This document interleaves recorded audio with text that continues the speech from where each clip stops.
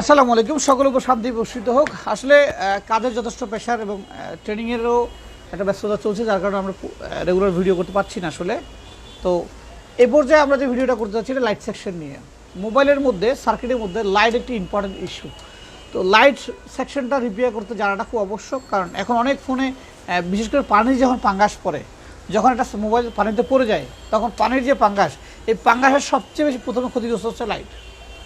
সবার আগে ক্ষতিগ্রস্ত হচ্ছে লাইট এবং চার্জিং, কারণ লাইটটা যেহেতু হাই ভোল্টেজ ভেরি করে, সেক্ষেত্রে অনেক সময় হাই ভোল্টেজ দিকে যখন পানির পাঙ্গাসটা স্পার্ক করে, ঠিক তখনই হয়তো লাইটের ডায়োড মার খেয়ে যাচ্ছে, নাহলে লাইটের আইসি মার খেয়ে যাচ্ছে, নাহলে পজিটিভ যে কানেকশনটা আছে সেই কানেকশনটা, অ্যানোড যে কানেকশনটা সেটা পুড়ে যাচ্ছে বা জ্বলে যাচ্ছে।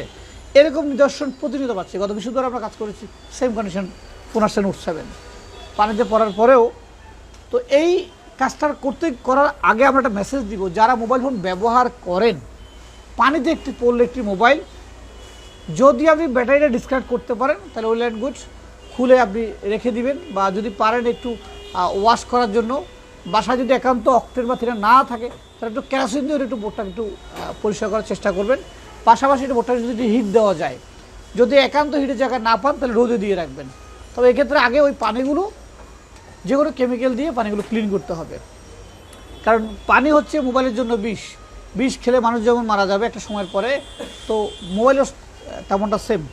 অনেকে হয়তো ভাবছেন যে মোবাইলটা আমি অন করার পর তো ফোনটা চলতেছে, পানি উঠানোর পরও কেন আমি এটাকে আবার ওয়াশ করতে যাব। আসলে যে কোনো জিনিস আমরা যদি এই মুহূর্তে যদি আমার যদি হাতটা একটা দেওয়ার সাথে ঘুষি দিই, আমি কিন্তু ইনস্ট্যান্ট ব্যথা পাবো না। ব্যথাটা করতে কত সময় নিতে পারে? 5-10 মিনিট, আধা ঘন্টা সময় নেবে। অনেকের পা মচকায় যায় না, ব্যথা পায় না, ইনস্ট্যান্ট কিন্তু ব্যথা করে না। যখন ঘন্টা দিয়ে পরে হয়, এরপর আস্তে আস্তে পা ফোলা শুরু করে, পা ফুলে যায়, ব্যথা হয়ে যায়, হাত পা লাড়তে পারে না, এই জাতীয়। মোবাইলটা সেম, সেই জিনিসটা যখন পানিটাতে পড়েছে তখন জাস্ট পানিটা ঢুকেছে মাত্র, ওই মুহূর্তে ক্ষতি করবে না। ক্ষতি করবে একটু সময় পরে যখন বোর্ডটা আস্তে আস্তে হিট হবে, চলার প্রক্রিয়া হবে, তখন এটা গরম হয়ে যাবে। তখন এটা মূলত সমস্যা হবে। কাজেই লাইট সেকশনের আমরা একটু বসেন, এ বসতে দাও। লাইট সেকশনটা যখন হিট হয়ে যাবে তখনই বসতে দাও হয়ে যাবে, তখনই সমস্যা করবে। তো শুরুতে আমরা সিম্পলি এটা কাজটা দেখাতে যাচ্ছি যে এখানে 6 পিনের একটা আইসি ইউজ করেছে। আমরা অত ডিটেলে যাবো না, সিম্পলি শেষ করব। লাইট সেকশনের মধ্যে একদম নর্মাল যে চায়না ফোনটা, সেটার মধ্যে 2টা লাইন থাকে, একটা অ্যানোড থাকবে, একটা ক্যাথোড থাকবে। অ্যানোডটা থাকবে পজিটিভ, ক্যাথোডটা থাকবে নেগেটিভ বলতে পারি বা ফিল্টার বলতে পারি আমরা। তো অ্যানোডটার মধ্যে মূলত হাই ভোল্টেজ থাকবে, যেখানে আমরা যে ডায়াগ্রামটা দেখছি কি যে 4.5 ভোল্ট হচ্ছে মিনিমাম ভোল্ট, কমন ভোল্ট, এবং 25 থেকে 30 ভোল্ট। 30 ভোল্ট হয় না বেশিরভাগ সময়, 30 ভোল্টের উপরে হয়, 32 হয়, 35 হয়, সর্বশেষ হচ্ছে 37 ভোল্ট হয় আসলে। তাই বর্তমান ফোনগুলো 25 ভোল্টের ভিতরেই সীমাবদ্ধ থাকে। তো এই যে অ্যানোডের যে ভোল্টেজটা ঢুকতেছে, প্রবেশ করছে, এই ভোল্টেজটাকে প্রোটেক্ট দেওয়ার জন্য বা এটাকে সাপোর্ট দেওয়ার জন্য অনেকগুলো কম্পোনেন্ট ইউজ করা হয়, যেমন ক্যাপাসিটি যুক্ত হচ্ছে 1টা, 2টা, 3টা, 4টা, এর অনেকগুলো ক্যাপাসিটি যুক্ত হয়। এই ক্ষেত্রে আমরা যদি চেক করি, আমাদের যে লাইটের জ্বলার যে পজিটিভ যে কানেকশনটা, যেখানে আমরা দেখিয়েছিলাম ডিসপ্লের এখানে 3টা পিন আছে, ঝালাই পিন আছে। 1 নম্বর পিনটা হাই ভোল্টেজ থাকবে। সম্পূর্ণ যখন ফোনটা অন থাকবে, আমরা কী করবো, প্রত্যেকে চায়না ফোন, চালু ফোন নিয়ে এভাবে করে খুলে জাস্ট অন করে চেক করবো যখন ভোল্টেজটা আছে কিনা, হাই ভোল্টেজটা কী করবো, হাই ভোল্টেজটা আছে কিনা চেক করবো। তাহলে বুঝবো যে কত ভোল্ট থাকে, নির্দিষ্ট ভোল্টটা নিজে একটা আইডেন্টিফাই করতে পারবো। ঠিক আছে? তো আমরা এই ভোল্টটা চেক করার জন্য যেটা লাগবে, আমাদের কয়েলটা আমাদের সক্রিয় হতে হবে। যদি বুস্টার কয়েলটা ভালোভাবে কাজ না করে, সেক্ষেত্রে অনেকগুলো সমস্যা হতে পারে। লাইট কম জ্বলতে পারে, আলো কম হতে পারে, আলো আপ অ্যান্ড ডাউন হতে পারে, এই যে প্রবলেমগুলো হতে পারে।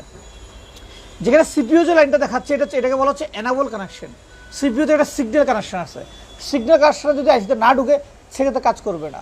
আইসিতে অনেকগুলো ক্ষেত্রে গ্রাউন্ড 2টা হয়, এই যে 2টা অলরেডি যে দেওয়া হয়েছে, 2টা গ্রাউন্ড লাইন।